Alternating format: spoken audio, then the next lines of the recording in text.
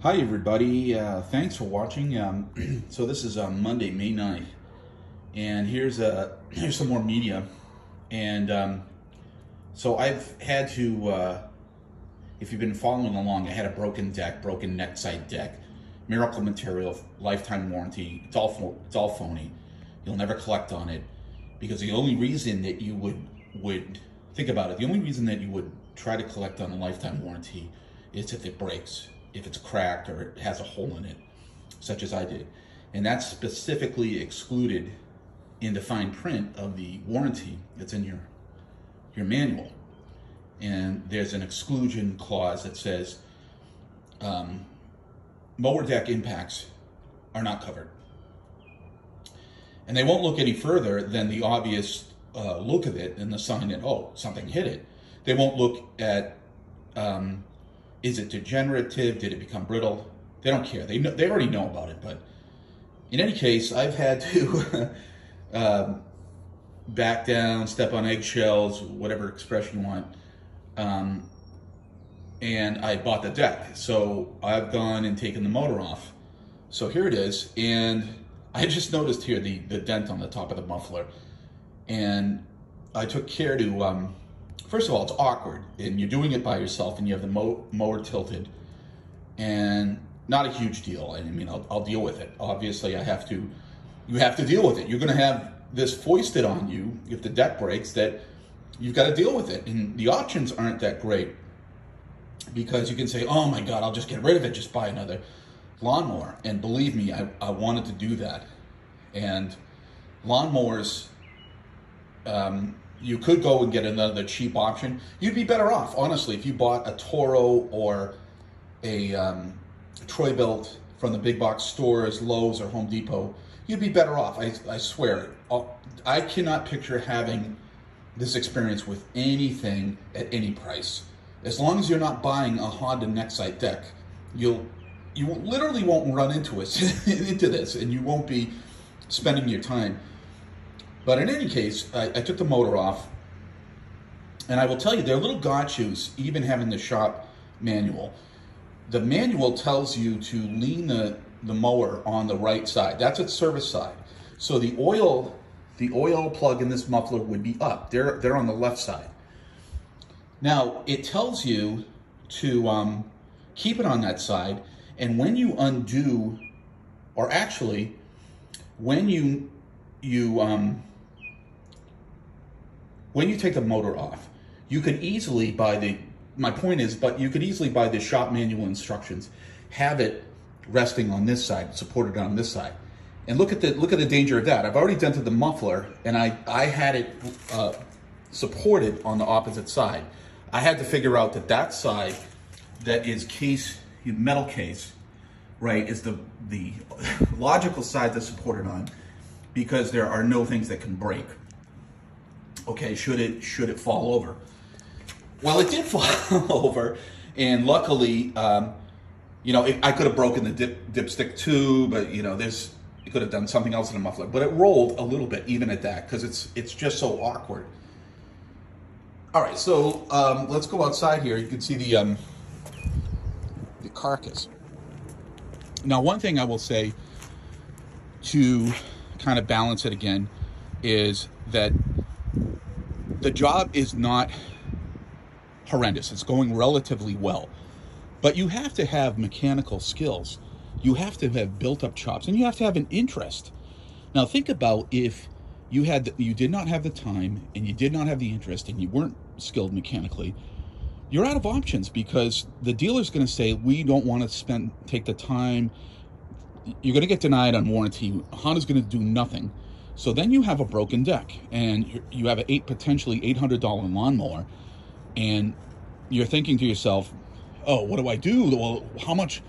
Well, Honda never backs down, and so it's all the responsibility, financial responsibility, is on you.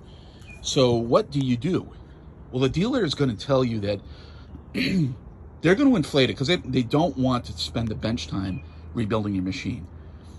So they'll tell you something like, oh, it's going to be 8 hours at $100 an hour. It'll be $800 of labor plus a $300 deck, $1,100 and you could buy a new mower for $700-800.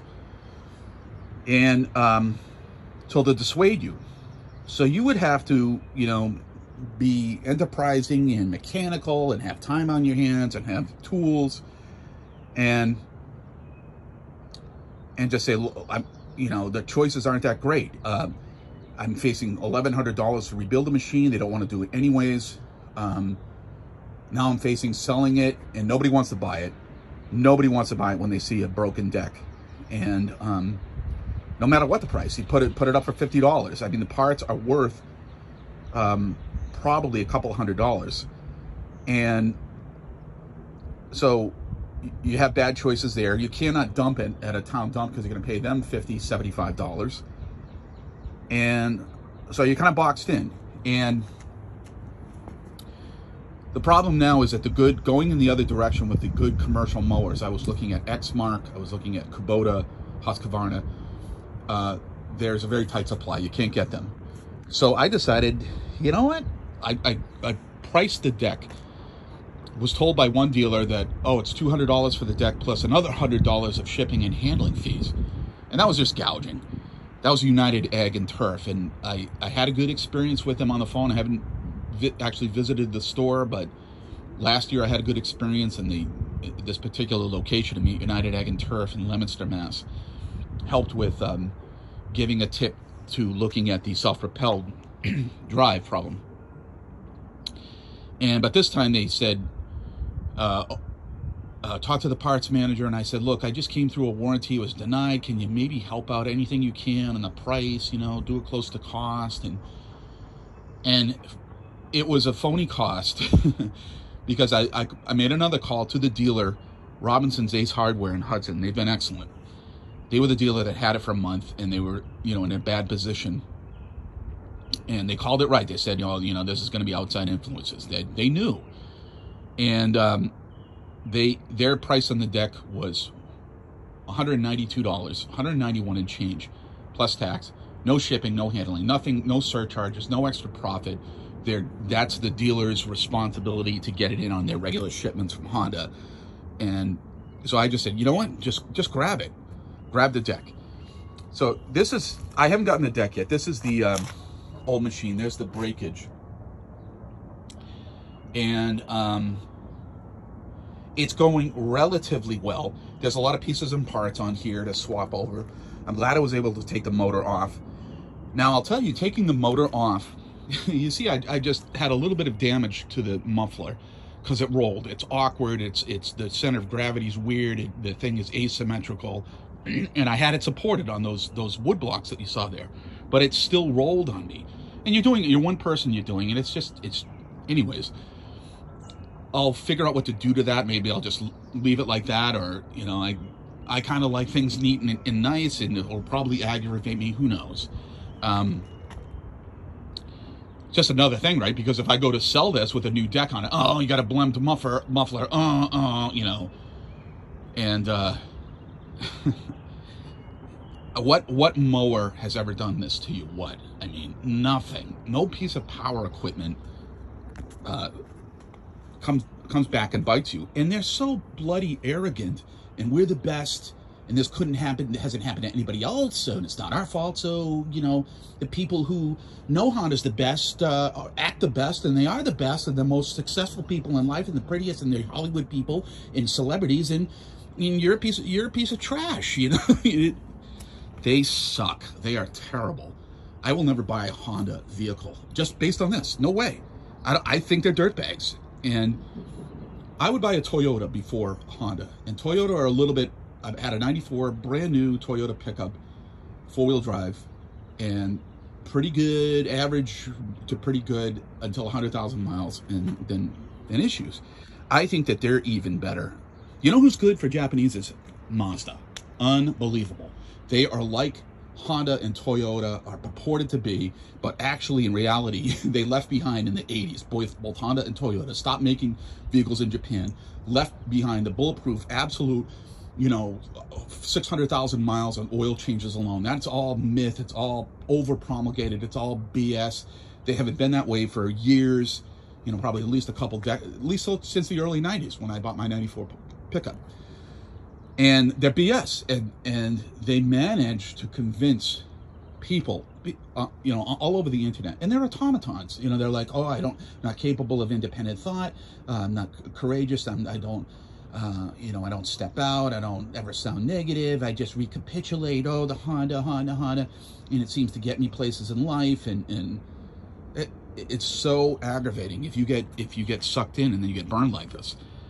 And in any case, I am rebuilding this, and I'll try to get it back working. I will say, to be balanced, it is going relatively smoothly, and I'm looking at it, taking pieces off and so forth, but it's still a lot of time, and it's still something I have never had to do with any other mower in my life, particularly anything I bought brand new. And you need skills, you need time, you need interest, and you need skills. Otherwise, you're like everybody else, and it's very reasonable, everybody else on Facebook, the 5 billion of them, or 5 billion Honda mowers, they're suffering in silence. They don't want to speak out. They're just like, oh my God, I gotta get rid of this thing. But up until that moment that cash changes hands, oh, it's been very reliable, it's super good, Honda, well, it's got the Honda name, and they're just trying to get out of it. You know they are. And so I guess that's about all to say. Maybe I'll have a video when I take this, you know, when it gets changed over. You know, I'm even thinking about spending the extra time to heat. These are all stickers, all the labels, and I'm thinking, gee, if I do want to sell this, I'd like to have these on here to possibly say that, make it look good. Right? I will probably say, look, it's a new deck, and that's a selling feature. It's a brand new deck. Here's the receipt and all this.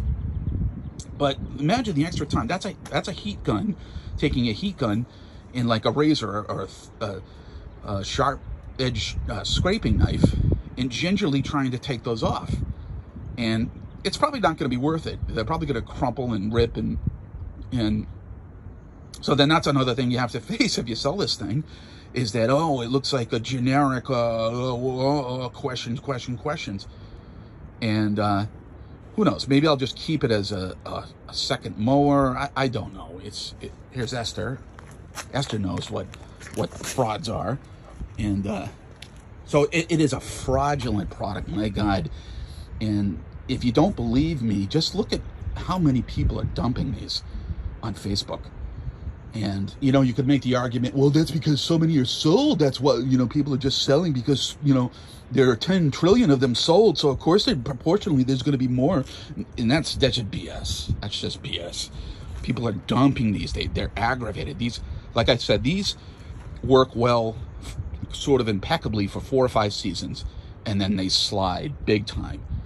And, it's a ripoff. It's a ripoff. You buy this product, you spend double the price specifically to say it's a premium product, and I'm going to have it. It's going to be so reliable, and it's Honda, and I'm going to have it. You're another automaton. You're drinking the purple Kool-Aid, and you're saying, but you have a right. It's reasonable to say that, because even Consumer Reports are saying, oh, they're the best. The top 3 are Honda, greatest in reliability. And I like Consumer Reports, but this is where they fall short, because they have no way of testing. They don't actually do, you know, follow-on tests and samples, and, you know, they do one lab test, and then they rely on surveys every year, annual surveys, to call all the opinions and the data, and then they recast that and say, oh, people say these are the best, you know. And how many of those people don't want to say anything negative because they have better things to do? They don't want to draw attention to themselves. They have better things to do. Frankly, I think the people that these are good for are affluent people.